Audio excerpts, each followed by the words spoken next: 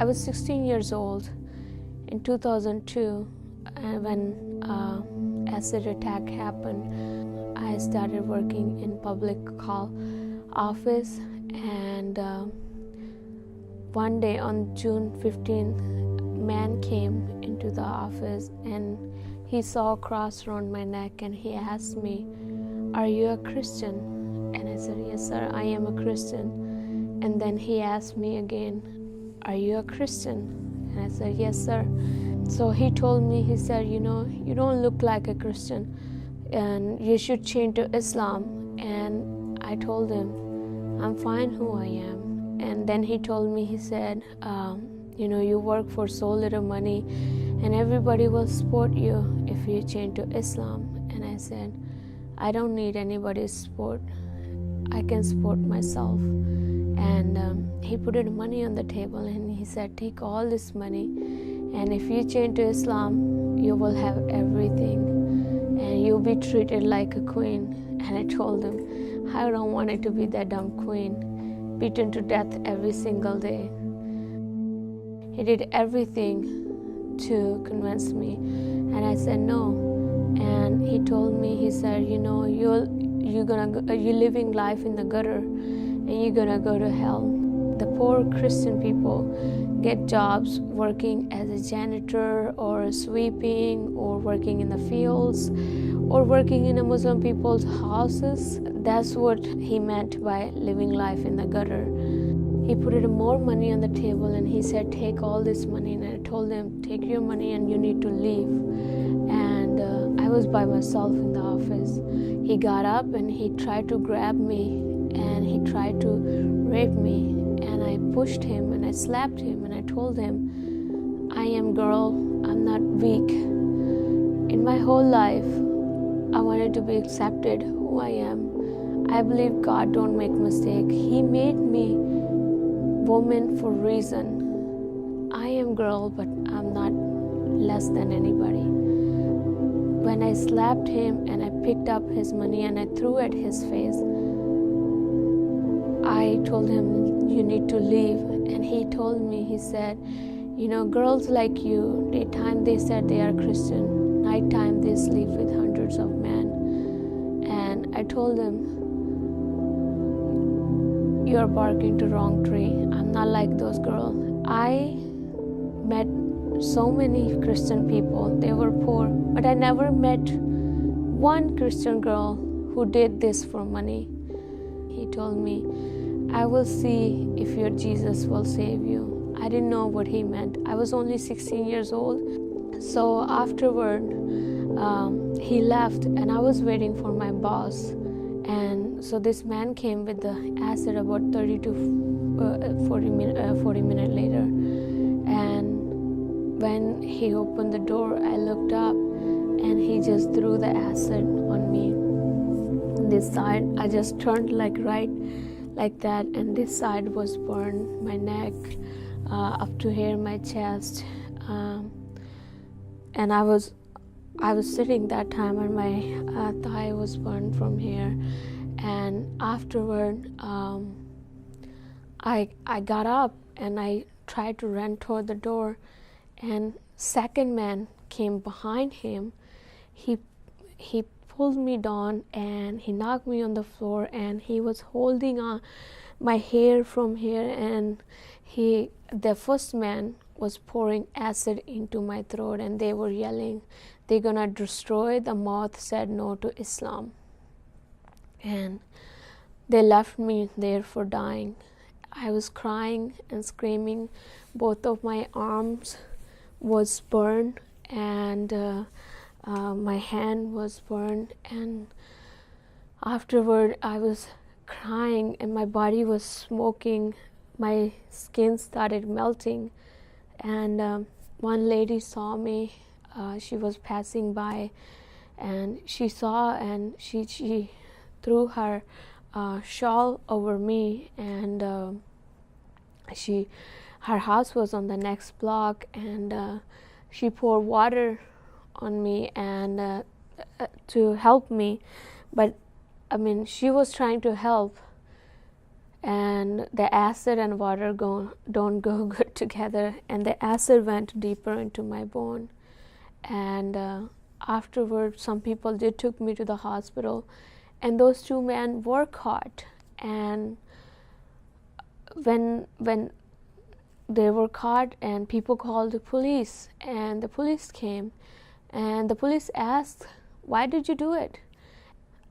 And he lied a bunch of stuff, and he turned all the people who were standing by and all the and the police against me, and they said that I had committed blasphemy against Islam. Instead of arresting them, police got together with those people, and they wanted me to be dead. The people told the hospital, "If you treat her, we will set hospital on fire." And my family the doctor told them that we're not going to put other people's life in risk for her. We will not treat her. So my family took me to the second hospital. They said the same. Third hospital, they said the same. And my mom begged the doctor, and the doctor in the third hospital told my mom, "She's gonna die anyway. What's the point?" I think God was the one who softened the doctor's heart, and finally the doctor said, "Okay, we will treat her." Doctor told my parents she will never be able to see again or speak again if she lived. First they said she will not be able to survive. Every single day I was not able to see or talk, but I could hear, and hearing every single day that she not gonna survive, she not gonna survive.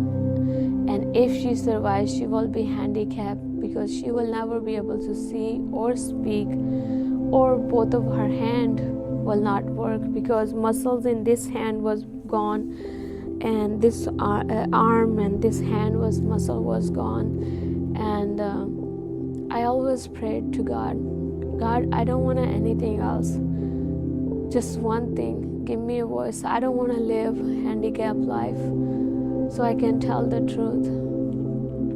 So 21 days later, finally what the doctor said, she not gonna survive, and they pronounced me dead. And for 15 minutes and 33 seconds, during that time, God just showed me that you are not gonna be handicapped. And that day He promised me those 16 years are gone, but now this life is for me. And from that day on, I believe that I was born that day. My 16 years were gone. So afterward, Muslim people found out. They said it will be insult to Islam if I lived, so they wanted me to be dead. People started coming with a gun, and they started attacking my family, me, and so it was not safe for me. So one night I remember they came with the gun, and I hid it in the laundry room in the hospital. And after that, I moved to the fourth hospital. That's where I was treated when I was fully awake. On my arm, the doctor operated on me because I was not able to pay for my surgery. And that's the same doctor who gave me poison, and that's the same doctor saw what God had done in front of him. 3 months, 17 days later, after the acid attack, God gave me voice and my eye back. He promised me that I will never live a handicapped life, and He kept His promise, as He said, I will never leave you nor forsake you. That doctor, instead of seeing this to be, and after I was able to speak and see again, like he was not happy to see that his patient was recovering. He was mad, and he didn't want me to recover. He told me and my family that, if you change to Islam, you will have, I will do all the treatment from my pocket. And I told him, I said, for girl, their beauty is everything. I didn't do it when I have everything. What make you think I will do it now? My faith was everything to me. As much they wanted to take away from me my faith, as much I wanted to hold on to it. He saw that and he offered me that, and I declined, and I had a surgery, and instead of giving antibiotic, he gave me a poison. He poisoned me, and my family took me to the 5th hospital. That's where they washed my stomach, and I was in coma for 2 weeks. 2 weeks later, I woke up again, and that's when I hid it for 6 months. And while I was hiding, the Muslim people couldn't find me, so they set my family's house on fire. They beated my family. My brother, one of my brother, was 2.5. His leg was burned, and my brother, they beated him so bad. He was 8 years old.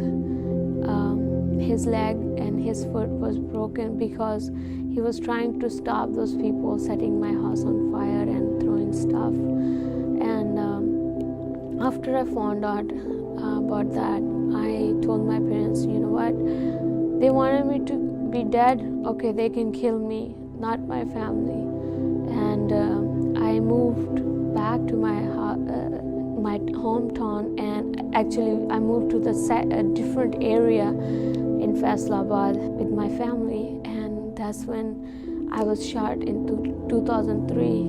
One bullet scratched here and break some skin here. Second bullet just went through here, got out of here, and they thought I was dead, but yet God gave me life again, and they found out that she was not dead again. So they wanted me to be dead. They wanted to hang me openly, and that's when one Christian bishop found out about me, and he contacted a Shriner-Born hospital in Texas, Galveston, and that's where I came for treatment. And as a refugee, I came over there, and I got over 34 surgeries, reconstructing my face and my arm. My neck was like that afterward, and also my left hand muscles were all damaged, and my right hand. But he promised me I will never live handicapped life, and he kept his promise. I can use my both hand, and thanks to be God that I am doing everything what normal people do. I was taught by other in the United States, one bad thing didn't mean life is ended. I have a lot of families in Texas that helped me to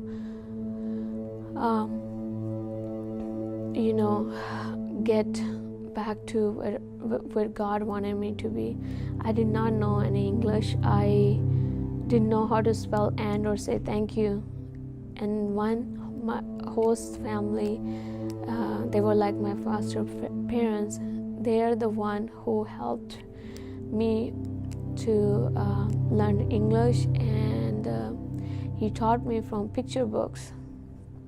And I went to high school, and I graduated 2 years, 5 months, and one day I went to college. I got my degree in business and healthcare administration, associate degree. Then I got from my bachelor for accounting, and then I was in 2005 also I was diagnosed with a cancer in my right eye. There was a tumor, really big tumor on my eye, and they said that it's cancerous, and they wanted to remove my right eye. And I don't want to, even though I can't see through my eye, but it's still part of my body.